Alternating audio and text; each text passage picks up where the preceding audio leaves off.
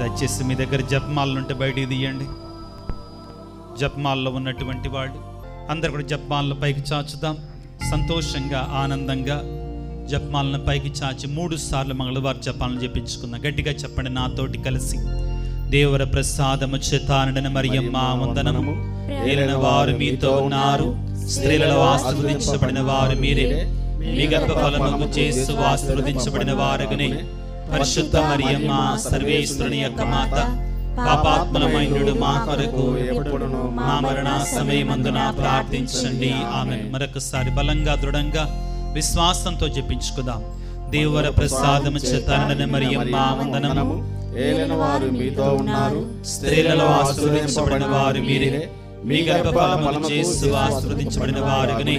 పరిశుద్ధ మరియమ్మ సర్వేశ్వరుని యొక్క మాత, పాపాత్మలమైనడు మా కొరకు ఎప్పుడును మా మరణ సమయమందున ప్రార్థించండి. ఆమేన్. మూడవసారి ముచ్చటగా భక్తితో జపించుకున్న పిల్లల మరియ తల్లి యొక్క శక్తివంతమైన మధ్యస్థ ప్రార్థన మనకి, మన విచారణ గురువులకు, మన సంఘానికి సమృద్ధిగా ఉండాలని విశ్వాసంతో ఈ యొక్క వాక్యాన్ని ఆలకించే ప్రతి బిడ్డను కూడా ఆ మరియ తల్లి యొక్క మధ్యస్థ ప్రార్థన ద్వారా దేవుడు దీవించాలని జపించుకుందాం. దేవర ప్రసాదము చేత నిండిన మరియమ్మ వందనము, ఏలిన వారు మీతో ఉన్నారు, స్త్రీలలో ఆశీర్వదించబడిన వారు మీరే, మీ గర్భఫలము యేసు ఆశీర్వదించబడిన వారగనే.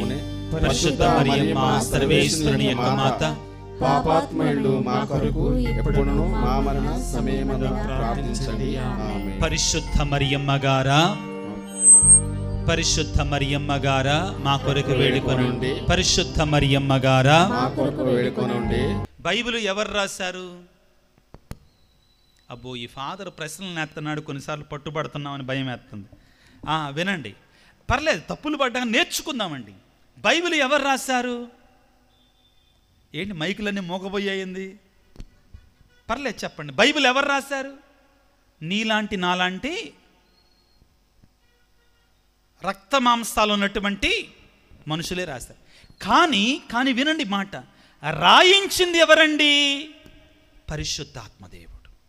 ఎస్, తెలుసుకోవాలి. రాసింది మాత్రం ఎవరండి? నీలాంటి నాంటి రక్త మాంసాలు ఉన్నటువంటి మనిషి. కానీ రాయించింది ఎవరండి? పరిశుద్ధాత్మ దేవుడు. కాబట్టి ఇట్ ఈస్ ఇన్ఫాలిబుల్. అంటే బైబిలులో ఆధ్యాత్మిక పరమైన అంశాలలో తప్పులుండవు.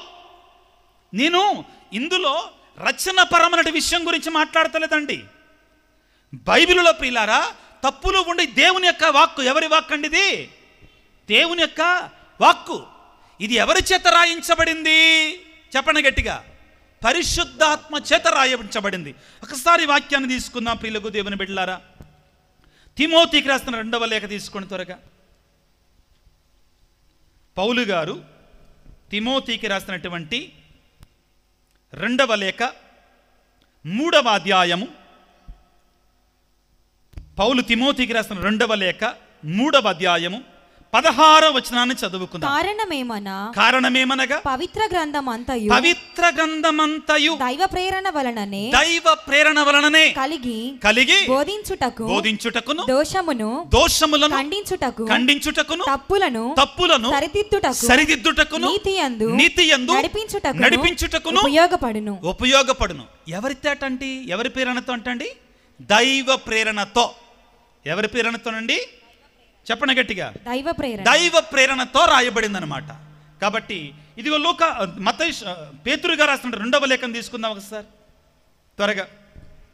పేతురు రాసినట్టు 2వ లేఖ 1వ అధ్యాయం 21వ వచనాన్ని చదవండి. ఏలయనా ఏ ప్రవచన సందేశమును, జాగ్రత్తగా కొంచెం మనసు పెట్టి చదవండి అండి దయచేసి. ఏ ప్రవచన సందేశమును కేవలము మానవ సంకల్పముచే జనించలేదు. ప్రవక్తలు పవిత్రాత్మచే. ఈ మాట వినండి. ప్రవక్తలు అంటండి, ఈ బైబిల్ రాసిన ప్రవక్తలు అంటండి పవిత్రాత్మచే ప్రభావితులై దేవుని నుండి జనించిన సందేశమునే పలికారు. వాళ్ళ సొంత మాటల పలకల. అర్థమవుతుందా? ఈ ప్రవక్తలు దీన్ని రాశారు. నీలాంటి నాలాంటి రక్త మాంసములు ఉన్నట్టు మనుషులే రాశారు. కానీ ఎలా రాశారు? ఎవరు రాపించారండి? పవిత్రాత్మ దేవుడు వారిలో ఉండి వారిపైకి వేంచేసి వచ్చి వారి ద్వారా రాపించారు. కాబట్టి ఈ వాక్కు వారిదా దేవునిదా? దేవునిది. ఈ వాక్కు ఎవరిదండి? దేవునిది. పరిశుద్ధాత్మ రాపించాడు. కాబట్టి ఇది పరిశుద్ధాత్మ ప్రేరణ. అర్థమవుతుంది అందరికీ? ఇప్పుడు మనం మరియ తల్లి ఎలిజబెత్తమ్మ సందర్శన సన్నివేశానికి వద్దాం ప్రియులారా. ఎప్పుడైతే మరియ తల్లి ఎలిజబెత్తమ్మ దగ్గరికి వచ్చి వందన వచనం పలకగానే ఎలిజబెత్తమ్మకి ఏం జరిగిందండి? ఆమె గర్భములో ఉన్న శిశువు ఏం చేశారు? ఆనందం వచ్చే గంతులు వేశాడు. రెండవ కార్యం కూడా జరుగుతుంది. ఆమె ఏమవుతుంది? పరిశుద్ధాత్మ చేత పరిపూర్ణురాలవుతుంది.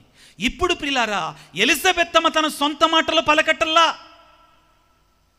తన సొంత మాటలు పలకటల్లా. కానీ ఎలా పలుకుతుంది?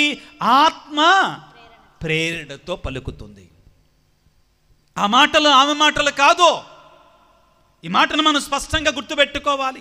లూకాసు వార్త 1వ అధ్యాయము 43వ వచనాన్ని చదువుకుందాం. మరియతలను చూచి ఎలిజబెత్తమ్మ ఏమని పలుకుతుంది? మరియతలను చూసి ఎలిజబెత్తమ్మ ఏమని పలుకుతుంది? నా ప్రభువు తల్లి నా యొద్దకు వచ్చుట నాకు ఎలాగు ప్రాప్తించను.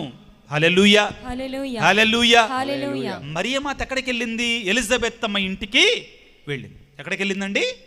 ఎలిజబెత్తమ్మని ఇంటికి, ఎలిజబెత్తమ్మ సందర్శన చేస్తుంది.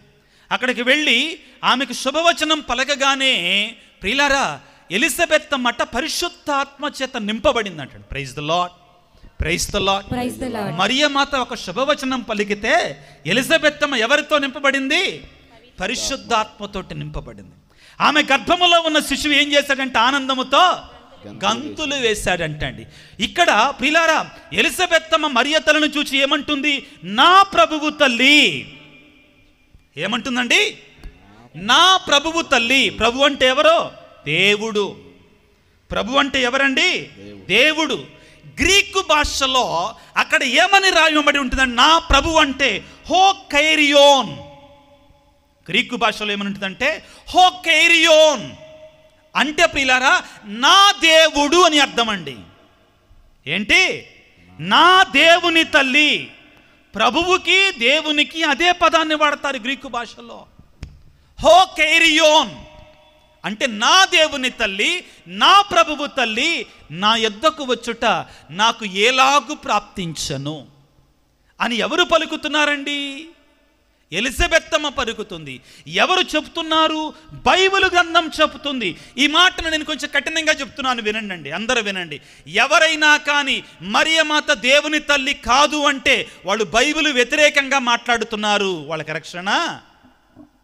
భయపడుతున్నారు ఎందుకు? గట్టిగా చెప్పండి. లేదు. హల్లెలూయా, ప్రైజ్ ది లార్డ్. బైబిల్లో ఉన్నదాన్ని చెప్పండి. లూకాసు వార్త 1వ అధ్యాయము, లూకాసు వార్త 1వ అధ్యాయము 40వ వచనం నుంచి మరొకసారి చదువుకుందాం. ఆమె జకర్యా ఇంటిలో, మరియ తల్లి జకర్యా ఇంటిలో ప్రవేశించి ఎలిజబెత్తమ్మకు వందన వచనములు పలికెను. ఆ శుభవచనములు ఎలిజబెత్తమ్మ చెవిన పడగానే ఆమె గర్భమందలి శిశువు గంతులు వేసెను. ఆమె పవిత్రాత్మచే పరిపూర్ణురాలయను. Hallelujah, hallelujah. Praise the Lord, praise the Lord, praise the Lord, praise the Lord. ప్రియులారా, మరియ తల్లి ప్రార్థన ఏ కుటుంబంలో జరిగితే ఆ కుటుంబంలో పరిశుద్ధాత్మ దేవుడు ఉంటాడు. ఇది బైబిల్ ఆధారం నేను చెప్పిన స్టేట్మెంట్. ఇప్పుడు మరియ తల్లి ఎలిజబెత్తమ్మ ఇంటికి వెళ్ళింది. అక్కడికి ఎవరు వచ్చారండి? పరిశుద్ధాత్మ దేవుడు వచ్చాడు ఆమె మీదకి, ఎలిజబెత్తమ్మ మీదకి. అక్కడికి ఎవరు వచ్చారు? యేసు ప్రభు ఏం చేసి వచ్చాడు? మరియ తల్లి ద్వారా. అదేవిధంగా నీ ఇంటిలో, నీ కుటుంబంలో జపమాల జపించగలిగితే, నీ ఇంటిలో ఇదిగో మంగళవార్త ప్రార్థన చేయగలిగితే అక్కడ కూడా పరిశుద్ధాత్మ దేవుడు ఏం చేసి వస్తాడు. అదేవిధముగా మరియ తల్లి గర్భములో ఎవరున్నారు? యేసు ప్రభు ఉన్నాడు. ఆయన కూడా వేంచేసి వస్తాడు. చక్కని దీవెన కదా. దేవుడికి స్తోత్రాలు చెల్లించుదామా? Hallelujah, praise the Lord, praise the Lord, praise the Lord. ప్రియులారా, రెండవ మాట గుర్తుపెట్టుకుందామండి. ఏమిటి అంటే గర్భములో ఉన్న శిశువు గంతులు వేస్తున్నాడు. ఎవరన్నా చూసి గంతులు వేశాడు? ఎవరి మాట విని గంతులు వేశాడు? ఎవరి మాట విని? మరియ తల్లి ఇదిగో శుభవచనములు పలకగానే, వందన వచనములు పలకగానే ఆ మాట ఎలిజబెత్తమ్మ చెవిలో నుండి ఎక్కడికి వెళ్ళింది? ఎవరి దగ్గరికి వెళ్ళింది? బాప్తిస్మా యోహాను గారి దగ్గరికి వెళ్ళింది. ఆ స్వరాన్ని వినగానే గర్భములో ఉన్నటువంటి బాప్తిస్మ యోహాను గారు కూడా పరిశుద్ధాత్మ చేత నింపబడ్డాడు. హల్లెలూయా. ఇది సత్యం ప్రియులారా. బైబిల్ మాట్లాడుతున్నాను, నేను వాక్యాన్ని మాట్లాడుతున్నా ప్రియులారా. పరిశుద్ధాత్మ చేత గర్భములో ఉండగానే నింపబడ్డాడు, అభిషేకాన్ని పొందుకున్నాడు బాప్తిస్మ యోహాను గారు. ఇది నిజం. దానికి ఆధారం మీకు చూపిస్తా. ఇప్పుడు చదవండి ఒకసారి. లూకాసు సువార్త 1వ అధ్యాయము 15వ వచనం నుంచి చదువుకుందాం. ఏంటి సన్నివేశం అంటే ప్రియులారా, బాప్తిస్మ యోహాను గారు తండ్రి జకరియా దేవాలయంలో పిల్లలు లేకుండా దేవుని సన్నిధిలో కైంకర్యం చేస్తున్నాడండి, పూజలు అర్పిస్తున్నారు. ఆ సమయంలో దేవుని దూత దర్శనమిచ్చి జకరియా, నీ భార్య గొడ్రాలు ఇప్పుడు గర్భము ధారించబోతుంది అని పలికి పుట్టబోయేటడు కుమారుడు గురించి వాగ్దానం చేస్తున్నాడు దేవుని యొక్క దూత. ఎవరితో చెప్తున్నాడు? ఇప్పుడు జకరియాతో మాట్లాడుతున్నాడు. ఎవరితో మాట్లాడుతున్నాడు? జకరియాతో మాట్లాడుతున్నాడు దేవుని యొక్క దూత. ఇప్పుడు చదువమ్మా. లూకాసు వార్త 1వ అధ్యాయము 15వ వచనం. ప్రభు దృష్టిలో అతడు గొప్పవాడగును. ఎవరు? పుట్టబోయేటువంటి బాప్తిస్మా యోహాను గారు. అతడు గొప్పవాడగుతాడు. ద్రాక్షారసము గాని మద్యమును గాని పానము చేయడు. తల్లి గర్భమునని. ఈ మాట వినండి. ముందే చెప్పాడు దేవుని యొక్క దూత. బాప్తిస్మ యోహానట. ఇప్పుడు చదువమ్మా. తల్లి గర్భములో పవిత్రాత్మతో తల్లి గర్భములో ఉన్నప్పుడే పవిత్రాత్మ చేత నింపబడతాడు. అది ఎప్పుడు జరిగింది? మరియమాత బాప్తిస్మ యోహాను గారి తల్లి అయినటువంటి ఎలిజబెత్తమ్మను సందర్శించి వందన వచనములు పలికినప్పుడు. Praise the Lord, praise the Lord, praise the Lord. మీకు అందరికి ఒక ప్రశ్న అండి, కొంచెం లోతుగా ఆలోచించండి నాతో పాటు. ఇది ఎలా సాధ్యమయ్యింది? మరియమాత వందన వచనములు పలకగానే బాప్తిస్మ యోహాను గర్భములో ఉండి పరిశుద్ధాత్మ చేత అభిషేకాన్ని పొందాడు. నా మాట కాదని రాయబడి ఉంది అక్షరాలుగా. తల్లి గర్భములో ఉండగానే బాప్తిస్మ యోహాను గారు పరిశుద్ధాత్మ చేత అభిషేకాన్ని పొందుతాడు అని చెప్పారు. ఎవరు? గబ్రియేలు సన్మనస్కుడు. ఇది మరియ తల్లి వందన వచనం పలకగానే బాప్తిస్మ యోహాను గారు ఆనందము చే గంతులు వేశాడు. పరిశుద్ధాత్మ చేత ఏమయ్యాడు? నింపబడ్డాడు. ఇది ఎలా సాధ్యమయ్యింది అంటే మరొక వాక్యాన్ని చదువుకోవాలి ప్రియులారా. అదే లూకాసు వార్త 1వ అధ్యాయము 34వ వచనం నుంచి చదువుకుందాం. లూకాసు వార్త 1వ అధ్యాయం 34వ వచనం నుంచి. అంతట మరియమ్మ నేను పురుషుని ఎరుగను కదా ఇది ఎట్లు జరుగును అని దూతను ప్రశ్నించను. అందుకు ఆ దూత ఇట్లా మరియ తల్లితోటి ఈ విధంగా. ఇప్పుడు మాటను గుర్తుపెట్టుకున్నా. పరిశుద్ధాత్మ నీపై వేయించేయును. సర్వోన్నతుని శక్తి నిన్ను ఆవరించు, నిన్ను అభిషేకిస్తుంది. అందుచేత ఆ పవిత్ర శిశువు దేవుని కుమారుడని పిలువబడతాడు. Hallelujah, praise the Lord, praise the Lord, praise the Lord. వీళ్ళందరూ అందరూ గుర్తుపెట్టుకోండి ఈ మాటని. అందరు నా కళ్ళు చూడండి దయచేసి. ఎవరైనా కానీ మరియమాత దేవునికి తల్లి కాదు అంటే అతను ఒక పెద్ద ఫ్యాలసీని చేస్తాడు. ఒక పెద్ద విశ్వాస పరమరహస్యానికి వ్యతిరేకంగా పాపం చేసినట్లేనండి. ఎందుకంటే వినండి, జాగ్రత్తగా వినండి. మరియ తల్లి యేసు ప్రభు అన్నాడు దేవునికి తల్లి కాదు అని అన్నాడంటే అంటే మరియ తల్లి దేవుని కుమారుడికి జన్మనివ్వలేదని అన్నట్టే. అంతే కదా? అర్థమవుతుందా? ఇప్పుడు మరియమాత దేవునికి తల్లి కాదు, దేవుని కుమారుడైనటువంటి ఆ యేసు ప్రభుకి తల్లి కాదు అన్నాడంటే అర్థమేంటి? ఆమె గర్భములో జన్మించినటువంటి ఆ బిడ్డ దేవుడు కాదు అన్నట్టే కదండి. అవునా కాదా? ఇప్పుడు మా అమ్మని అందరు వినండి జాగ్రత్తగా. ఇప్పుడు మీకు అర్థమైంది, జాగ్రత్తగా వినండి. నా పేరేం పేరు? విజయరాజు. గడి చెప్పండి, నా పేరేంటి? విజయరాజు. మా అమ్మ పేరు జ్ఞానప్రకాశమ్మ. ఏం పేరండి? జ్ఞానప్రకాశం. మీకు అందరికీ ఒక ప్రశ్న. ఈ జ్ఞానప్రకాశమ్మ గురువు అయినటువంటి ఫాదర్ విజయరాజుకు తల్లా లేకపోతే లేదు లేదు ఒట్టి శరీరానికే తల్లే, గురువు అయినటువంటి విజయరాజుకు తల్లి. రెండిటికి తల్లే. అవునా కదా? రెండిటికి వేరు చేయగలమా? ప్రియులారా, ఇక్కడ యేసు ప్రభువులో ఒకేసారి దైవత్వము మానవత్వము రెండు ఉన్నాయి. ఆదిమ క్రైస్తవ సంఘాలలో ఏరియనిజం అని ఒకటి బయలుదేరింది. ఏరియనిజం అంటారు. ఏంటంటే యేసు ప్రభువు కూడా మనలాంటి మనిషే, దైవత్వం లేదంటారండి. శ్రీసభ ఏమన్నదంటే అది తప్పు అన్నదండి. ఇదే ఆదిమ క్రైస్తవ సంఘాల డొసటిజం అని ఇంకోటి బయలుదేరింది. ఏంటంటే యేసు ప్రభు దేవుడు మాత్రమే, మానవుడు మాత్రం కాదన్నాడండి. అంటే ఏంటి? యేసు ప్రభు మన కోసం మానవుడిగా పుట్టలేదా? అది కూడా తప్పే. ఇంకోటి కూడా ఉందండి, ఆదిమ క్రైస్తవ సంఘాలలో మ్యానిఖేయిజం అని ఒకటి వచ్చిందండి. ఏమిటంటే యేసు ప్రభుకి ఎన్ని శక్తులు ఉన్నాయో సైతానికి కూడా అన్ని శక్తులు ఉన్నాయి. ఇది కూడా తప్పే. శ్రీసభ ఇట్లాంటి తప్పులన్నీ ఖండించుకుంటా వచ్చి ఇప్పుడు నిజమైన విశ్వాసాన్ని మనకు అందిస్తుంది.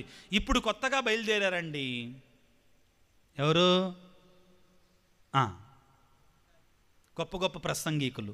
హల్లెలూయా, praise the Lord, praise the Lord. వీలుగు దేవుని బిడ్డలారా, మనందరి యొక్క విశ్వాసం ఏమిటి అంటే మనుష్యవతారం ఎత్తినట్టు ఆ యేసు ప్రభువులో పరిపూర్ణంగా మానవుడు, అదేవిధంగా పరిపూర్ణంగా దేవుడు. ఆయనలో దైవత్వం మానవత్వం ఉంది. మరియమాత ప్రియులారా, మానవునికి మాత్రమే జన్మనివ్వలేదు, దేవునికి కూడా జన్మనిచ్చింది. కాబట్టి మరియ తల్లి దేవునికి తల్లి. ఈనాడు ప్రియులారా, ఇదిగో ఆ మరియమాత ఎలిజబెత్తమ్మ సందర్శన సందర్భంగా మనందరం నేర్చుకోవాల్సింది ఏమిటి అంటే ఎలిజబెత్తమ్మ ద్వారా మనం ఒక పాఠాలు నేర్చుకోవాలి. ఏమిటి అంటే నీవు నేను గౌరవించేటువంటి, నీవు నేను సన్మానించేటువంటి ఆ మరియ తల్లిని ఎందుకు మనం గౌరవిస్తున్నాం, ఎందుకు సన్మానిస్తున్నాము అంటే ప్రియులారా, అందరూ జాగ్రత్తగా వినండి. ఈ బైబిల్ గ్రంథం గౌరవిస్తుంది కాబట్టి. అర్థమవుతుందా? దేవుని యొక్క వాక్కు గౌరవిస్తుంది కాబట్టి. రెండవది, ఎందుకు మనం గౌరవిస్తున్నామంటే పరిశుద్ధాత్మ దేవుడు గౌరవించాడు కాబట్టి. పరిశుద్ధాత్మ ప్రేరణతో ఎలిజబెత్తమ్మ నా ప్రభువు తల్లి, నా యొద్దకు వచ్చుట నాకు ఎలాగూ ప్రాప్తించను అని పరిశుద్ధాత్మ ఎలిజబెత్తమ్మ చేత చెప్పించాడు కాబట్టి. ఎందుకు మనం మరియతలను గౌరవించాలి అంటే గాబ్రియేలు దూత మరియతల దగ్గరికి వచ్చి అనుగ్రహ పరిపూర్ణురాలు నీకు వందనము, దేవర ప్రసాదముల చేత నిండిన మరియమ్మ నీకు వందనమని దేవుని యొక్క దూత చెప్పాడు కాబట్టి. ఎందుకు మనం గౌరవిస్తున్నామంటే పిల్లారా, ఒక పరిశుద్ధురాలు, ఒక పవిత్రురాలైనటువంటి బాప్తిస్మ యోహాను గారికి తల్లి అయినటువంటి ఎలిజబెత్తమ్మ మరియతలను గౌరవించింది కాబట్టి.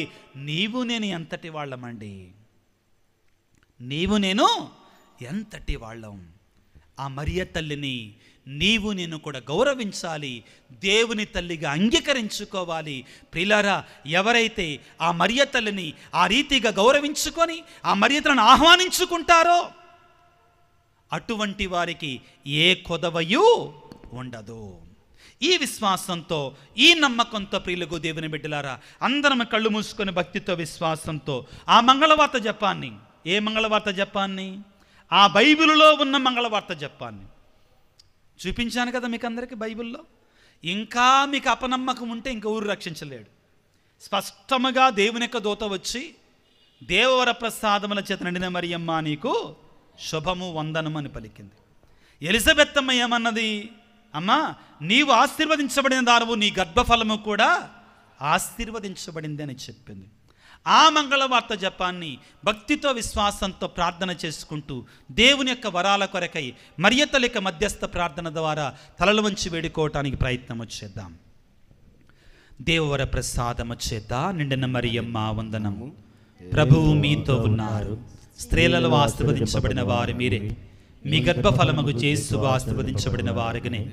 పరిశుద్ధ మరియమ్మ సర్వేశ్వరుని యొక్క మాత, పాపాత్మలమైనడు మా కొరకు ఇప్పుడును మా మరణ సమయమందును ప్రార్థించండి. ఆమేన్. అందరి చేతులు జోడించండి, చిన్న ప్రార్థన చేసుకుందాం. సర్వశక్తిమంతుడా, సర్వోన్నతుడా, ప్రేమమయుడా, నీకు స్తోత్రాలు, వందనాలు. ఈనాడు నీ యొక్క వాక్యములో చాలా స్పష్టముగా, చాలా వివరంగా, వివిధ రూపాలలో మరియ తల్లి ఏ విధముగా నీ తల్లి అని, మాకందరికీ ఆధ్యాత్మిక తల్లి అని మాకు నేర్పించినందుకు మీకు స్తోత్రాలు ప్రభువా. ఆ తల్లిని మేము ప్రేమతో గౌరవించుకొని ఆదరించుకొని ఆ తల్లి యొక్క మధ్యస్థ ప్రార్థన ద్వారా మేము దీవెనలు పొందులాగున మమ్మల్ని దీవించండి. ఓ యేసు రాజా, ఇదిగో మా యొక్క గ్రామ పండగని, మా దేవాలయ పండగని చేసుకోవడానికి సిద్ధపడుతుండగా నాయన మా సంఘాన్ని దీవించండి, ఆశీర్వదించండి ప్రభుగా. మా విచారణ గురువులను దీవించండి, ఆశీర్వదించండి నాయన. మా సంఘ పెద్దలను దీవించండి ప్రభుగా.